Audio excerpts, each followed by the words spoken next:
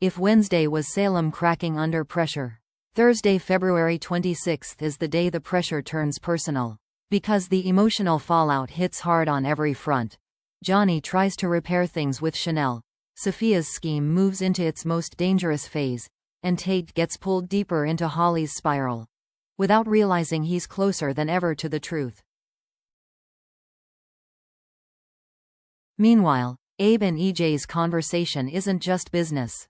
It's a reminder that in Salem, agreements always come with invisible strings, and those strings can choke later. So let's break down everything coming on Thursday, February 26th, and what it may really be setting up. Thursday opens with a relationship beat that sounds simple on paper, but carries the kind of emotional weight that can change a marriage. Johnny goes to Chanel, hat in hand. That phrase is doing a lot. It tells you Johnny isn't walking in like the CEO, the DiMera, the man with answers. He's walking in like someone who knows he's already failed a moment he can't get back. Because Chanel's hospital appointment wasn't just a routine checkup. It was the first time she heard their baby's heartbeat. And once you hear that sound, everything shifts. It's not, one day we'll have a baby. It's there is a life happening right now. So Johnny missing that moment, or being emotionally absent around it, doesn't land as a scheduling issue. It lands as a warning sign. It makes Chanel wonder if she's about to become a mother while her husband is still living like a man married to his job, and to the chaos that follows the DiMera name. That's why Johnny's apology feels urgent. Not romantic, urgent. Because Johnny probably senses something in Chanel's energy, something colder, quieter, more controlled. And in soaps, that's the danger zone. People think yelling is a crisis, but the real crisis is when someone stops fighting and starts withdrawing. So Johnny comes, hat in hand, because he may be trying to stop that withdrawal before it becomes permanent. And here's what makes this even more layered. Johnny isn't just apologizing for missing a milestone. He's apologizing for what it represents. For the fear that Chanel is now holding. Will I always come second to DiMera problems? Will our child always come second? Will Johnny keep choosing crisis over family because crisis is what he knows? That's why this apology isn't just about guilt. It's about identity. Johnny may be trying to prove he can be a different kind of DiMera man. One who doesn't sacrifice his family to power plays. But here's the harsh truth in Salem. Apologies don't fix patterns. Actions fix patterns. So if Johnny's apology is followed by the exact same behavior, another emergency meeting, another, I have to go, another corporate fire, then Chanel won't feel reassured. She'll feel managed, pacified, like she's being given words instead of presents. And Chanel is not the kind of woman who stays emotionally invested if she feels like she's begging for basic priority. So Thursday's suspense question isn't just, will Johnny apologize? It's, does Chanel accept the apology? Or does she start preparing emotionally for disappointment? Because once someone starts preparing for disappointment, love turns into distance, and distance turns into decisions. And that's how a marriage cracks in Salem. Not with a dramatic breakup scene, but with one partner quietly realizing they can't trust the other to show up when it matters most. Now we shift to the storyline that's turning into a full-blown psychological trap. Because Thursday makes it clear. Sophia isn't playing around with the demands she puts on Rachel. And that wording matters, because it tells us the vibe is changing. Sophia isn't sweet-talking Rachel anymore. She's directing her, controlling her, pressuring her. Because Sophia's scheme has entered its most dangerous phase, the refill. Holly is burning through those pills fast, up to 4 a day. That means the bottle is running out, and when the pills run out, Sophia loses momentum. Because if Holly suddenly stops taking them, her behavior could stabilize. And if her behavior stabilizes, people might look back and say, wait, why did she change so drastically so fast? That's how the truth gets noticed. So Sophia needs the refill to happen seamlessly, quietly, and soon. But Sophia also knows she can't be the one caught near Holly's bottle again.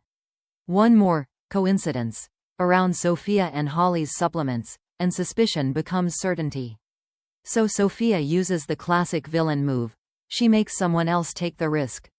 That's why Rachel is the perfect pawn, and the biggest liability.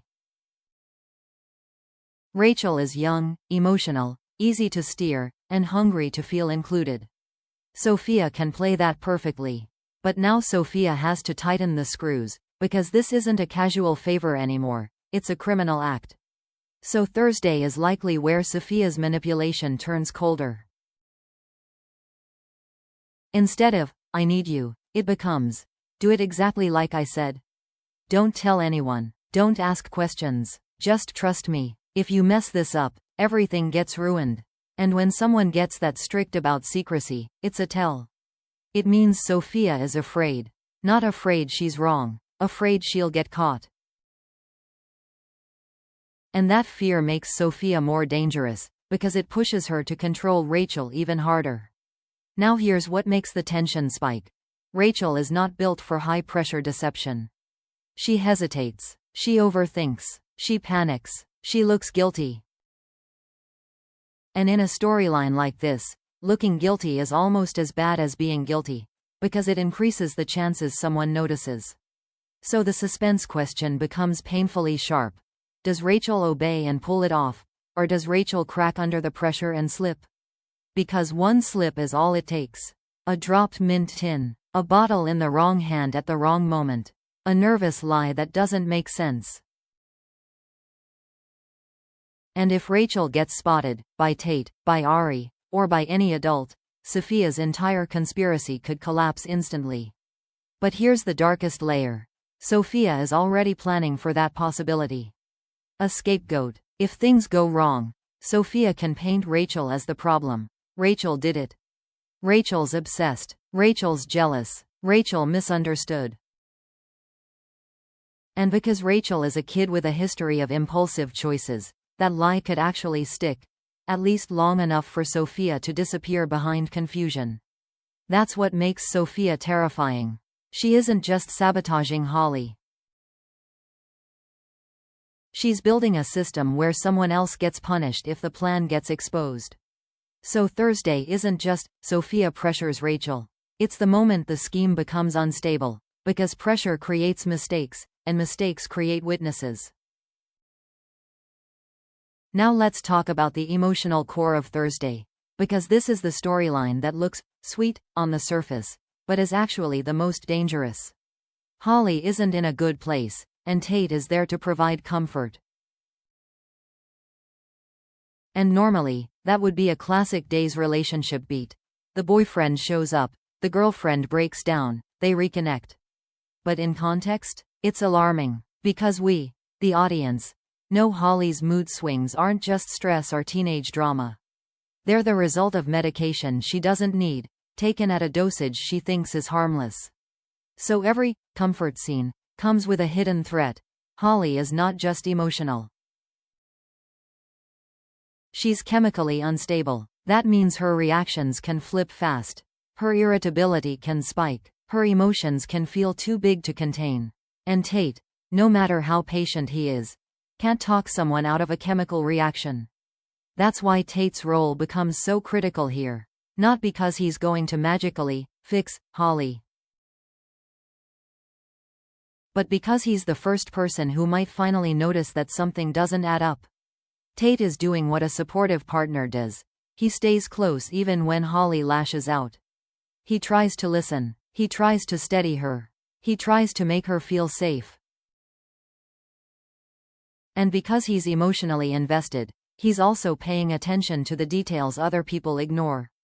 This is the kind of scene where Holly might finally admit what she's been hiding. Because comfort scenes aren't about plot, they're about confession. If Holly is overwhelmed, she may say things like, "I don't feel like myself. I can't control my reactions. I'm scared of what I'm becoming. I'm trying to fix it.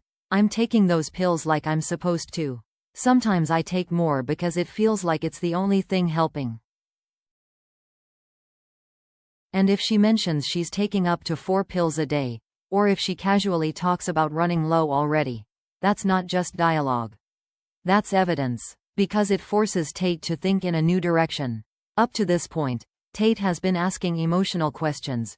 What's wrong? Who hurt you? Why are you mad? But Thursday could be the episode where Tate's brain shifts to a different kind of question. Wait, what exactly are you taking? And that's the turning point. Because once Tate starts thinking medically, he starts noticing patterns. Holly's mood changes cluster around when she takes the pills. The intensity doesn't match the situation. The bottle isn't consistent. Maybe the pills look different, or the label doesn't match what she described. The supply is disappearing too quickly for a normal supplement. And once Tate starts watching the bottle instead of just watching Holly, Sophia's countdown accelerates.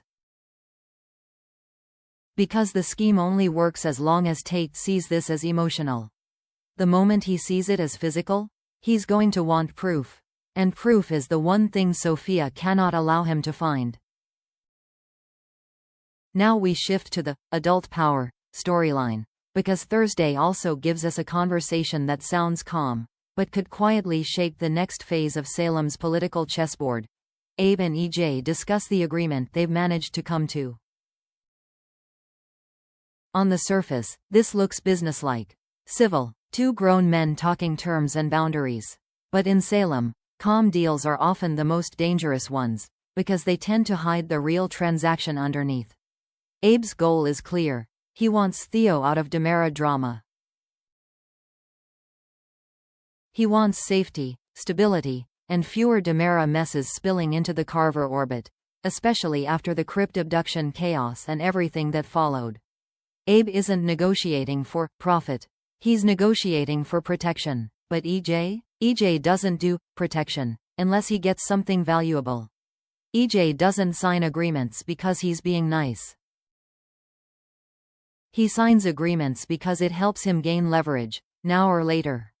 So the tension isn't simply, did they agree? The tension is the unspoken question. What did EJ get in return? And where will it show up later? Because if Abe secured Theo's distance from DiMera, EJ likely secured a promise, access, silence, or strategic freedom somewhere else. And that's why this conversation could ripple into multiple storylines at once. Johnny is struggling in the CEO seat, trying to keep the ship afloat. Corporate traps are tightening around him from other directions. Secrets and criminal threads are overlapping with hospital drama. So this agreement might look harmless right now, but later it could become a weapon. Because paperwork in Salem is never just paperwork. It's not a deal. It's a lever. A way to force someone's hand at the worst possible time. And if the writers are placing this conversation in the same episode as Johnny's apology and Sophia's pressure campaign, it signals a theme. Everyone is trying to control outcomes before they lose control completely. So here's what Thursday, February 26th is really doing. It's not delivering conclusions. It's tightening traps. Johnny tries to repair things with Chanel, but Chanel won't be moved by words if the pattern stays the same.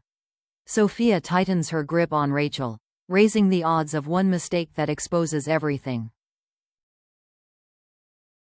Tate comforts Holly, and that comfort may become the moment he finally notices the truth hiding in plain sight. And Abe and EJ's agreement quietly plants the seeds for a future power move, one that could explode when nobody sees it coming.